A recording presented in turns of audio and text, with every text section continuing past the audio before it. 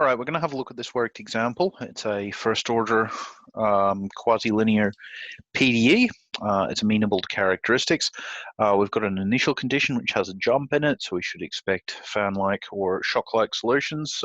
In this case, it's going to be a fan. What else do I have to say? Oh yeah, this isn't really a density anymore. Like if you see this, it's gone negative. I'm still gonna call it a density. Think of it as a perturbation from a mean density, I guess. So we're gonna do our usual characteristics thing and let x be a function of x and t. Right, that allows us to use the chain rule to evaluate the total derivative of rho with respect to t.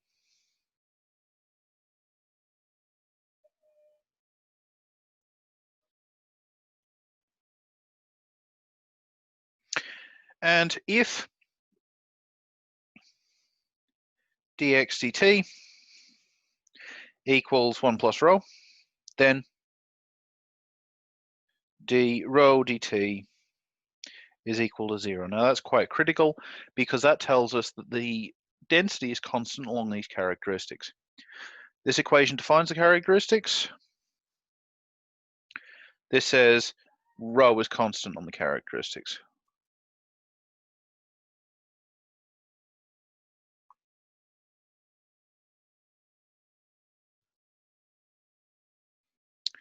Okay, so what we've got to do is we've got to solve this equation first. That gives us p rho equals rho of x naught. That's our initial condition. Because it's constant on the characteristics, we've got dx dt equals 1 plus rho x naught, like this.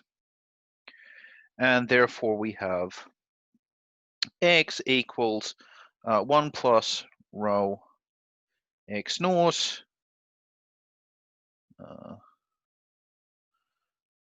plus x naught, like so. So we've got straight line characteristics and we got two gradients. So let's just sketch our characteristics here. X t like this. We look at our initial condition. If x is less than 0, our density is -2. So x less than 0 gives us t plus minus t plus x naught.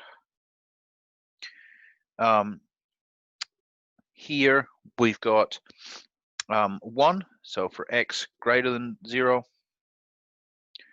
got 1. So we're going to get 2t plus x naught.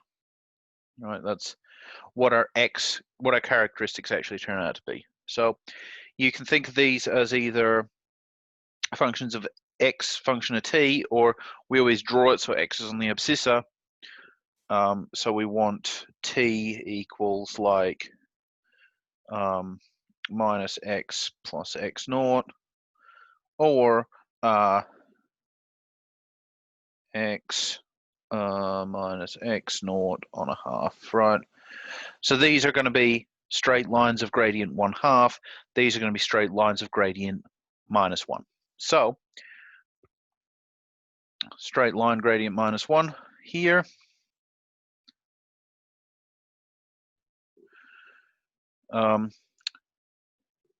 Straight line gradient of 1/2 over here.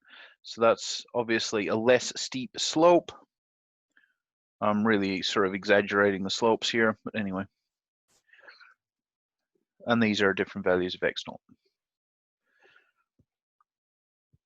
All right, so obviously in here we've got a fan-like solution.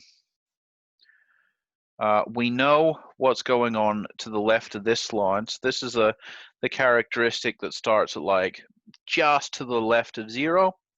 So this is like our x less than 0. We know because our density is constant on the characteristics.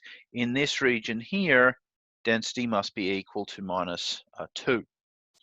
Similarly, for x greater than 0, our density is preserved. We know that our density's got to be equal to 1 on the characteristics to the left, to the right of this line here.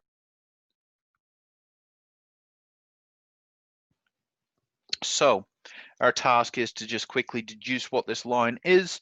That's where x naught is 0. So this line here is x equals 2t, or this line here is x equals minus t.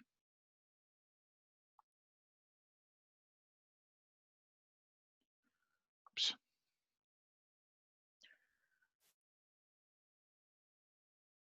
Okay, so now we can write down our solution for rho outside of this fan region. We've got for x less than minus t, 1, it's 1 for x greater than 2t. Come on, scroll. Really?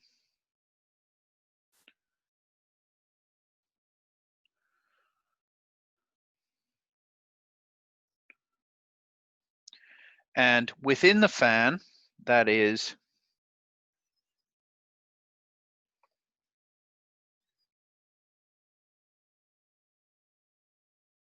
right, we don't know yet. Within the fan, we must supplement our initial conditions. So we've got all gradients, right? What we assume is that density takes on all possible values across this fan. Because we're still in the fan,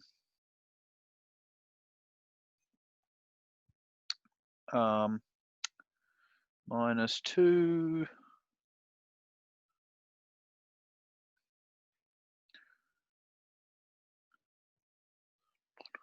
right? That's what our density is doing.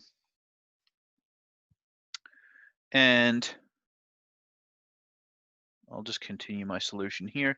In this fan, we've got this. On the fan-like characteristics, we know that they all originate at x naught equals 0, because that's the origin of our fan. We have x equals 1 plus rho x naught t. That's the characteristics. We know that upon our characteristics, even in the fan, our density is constant.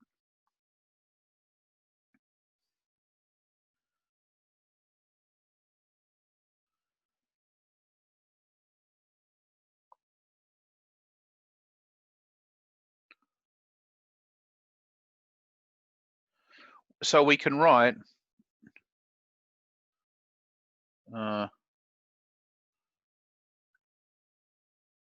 right, and this is the rho that we want, right? This is our absent piece of information here.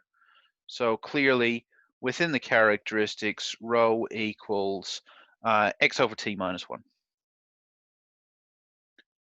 Okay, so that just comes from rearranging this line here. We can replace these question marks.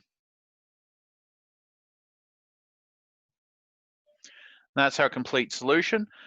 Let's now sketch this solution so we can see what's going on. X, we need rho going both ways, and let's do this at time equals 1, right? So we've evolved a little bit from our initial condition. So at time equals 1, we're interested in what's below minus 1, so let's mark in minus 1. We're interested in what's above 2, so let's mark in, oops, 1 would be about there, 2 would be about there. Right, so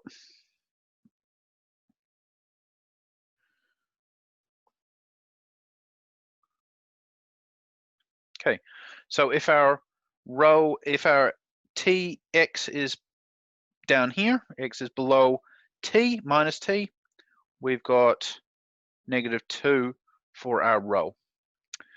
Above 2t, we've got rho equals 1, so we're up there. In between, we've got t equals 1,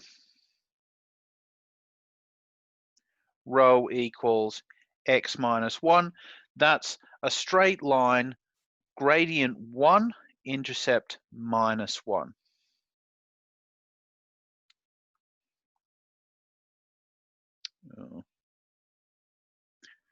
This does connect up, right? Because obviously it's going a distance of 1 in a rise is 1 in a run of 1, so it's slope 1. I'm just doing a crummy job of drawing all of this. That line is straight, even though it looks a bit curved. But that's our expansion wave solution at time equals 1 in this case. Obviously, at time equals something bigger than 1, this solution would have moved on and expanded a bit more. You can deduce that by sketching, say, the characteristics at t equals 2, or the solution at t equals 2.